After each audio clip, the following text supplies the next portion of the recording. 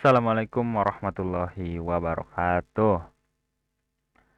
Di sini saya akan membahas sesuatu yang beda, itu marketplace. Tapi bukan sembarang marketplace, tapi Facebook Marketplace. Mata kuliah Bisnis Elektronik. Pertama-tama yang saya hormati dosen pengampu Dr. Andes Muhtajuddin Dani Eskom Mkom. Materi ini disusun oleh saya sendiri, Reza Rialdi Irawan, kelas TI 20A2 Teknik Informatika. Sebelum kita bahas lebih jauh tentang Facebook Marketplace, alangkah baiknya kita membahas apa itu Facebook. Ya, Facebook itu media sosial dan layanan jejaring sosial online yang dimiliki oleh Meta Platform.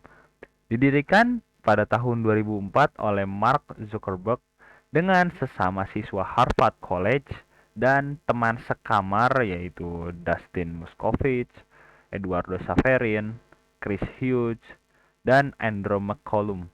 Ya, ini orang-orangnya ya. Dan ini logo Facebook yang sekarang. Lalu apa itu marketplace?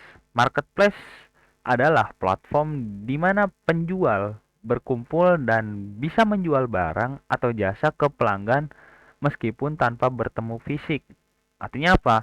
Jadi nggak perlu nih si penjual itu ketemuan itu nggak perlu ya, itu marketplace. Hanya ditaruh di internet gitu. Lalu apa itu Facebook Marketplace? Pada tahun 2007, Facebook telah merilis Marketplace, yaitu sebuah fitur terkini yang mampu meningkatkan produktivitas dalam hal jual beli. Marketplace Facebook merupakan fitur atau sarana gratis untuk memasang iklan, penjualan maupun tawaran pekerjaan. Fitur-fitur yang ditawarkan itu yang pertama ada jual. Ya, di sini ada tiga jenis jual. Ya, yang pertama itu jual barang, jual kendaraan, jual rumah atau dikontrakan. Yang pertama itu jual barang. Jual barang itu seperti ini formnya kalau kita mau jual ya. Ini formnya seperti ini. Yang pertama itu ada tambahkan foto, ya foto-foto barang yang kita mau jual gitu. Lalu judul, apa sih yang kita jual gitu. Lalu harga, harganya berapa, kategorinya apa, kategorinya seperti barang antik kah, alat rumah tangga kah, dan lain sebagainya. Lalu kondisinya ini baru atau second gitu, atau bekas gitu ya. Lalu keterangan-keterangannya itu keterangan jelas. Seperti kita contoh jual handphone. Handphone itu speknya seperti apa gitu. Itu dijelasin semua. Lalu yang kedua itu ada jual kendaraan. Ya, seperti ini formnya. Jual kendaraan ini seperti motor, mobil, truk ya, dan sebagainya. Ya, di sini kita bisa sama menambahkan foto, ya foto kendaraannya, lalu lokasinya di mana, tahun berapa kah kendaraannya, merek apa, modelnya kayak gimana, harganya berapa, ya. Dan di bawahnya masih ada form lagi sih, cuman nggak ke screenshot. Ya, lanjut. Ada rumah. Ya. Di sini rumah itu bisa menjual atau dikontrakan.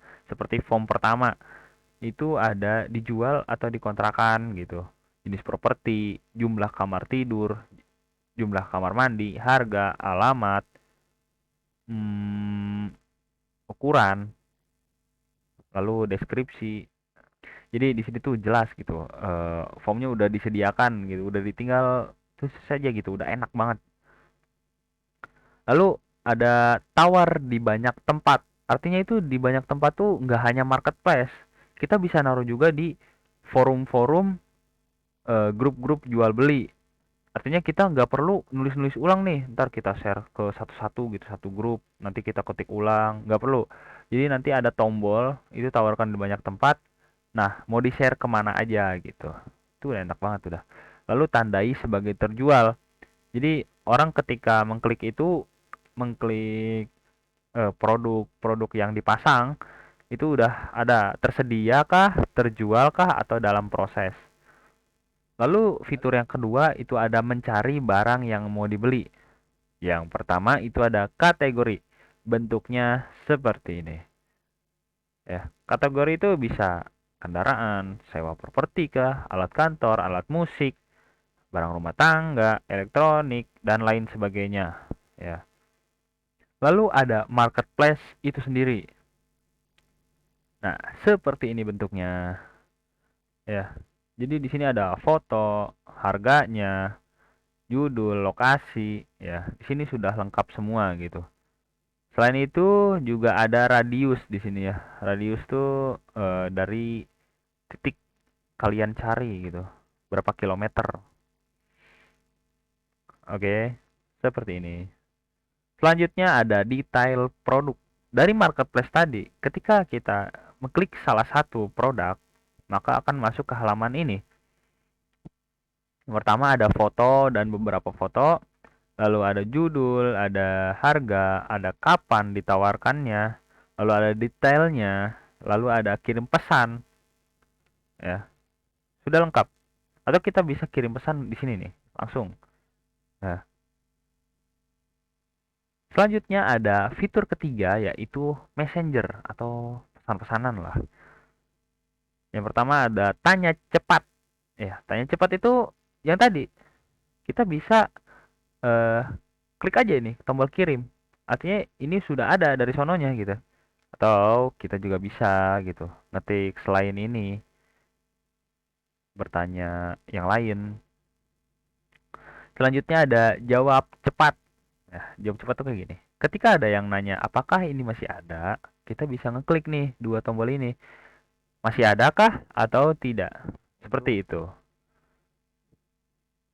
Lalu kekurangan Facebook Marketplace. Sadar nggak sih kalau Facebook Marketplace ini nggak menyediakan sistem pembayaran kayak Shopee, Tokopedia, Bukalapak, Lazada, ya.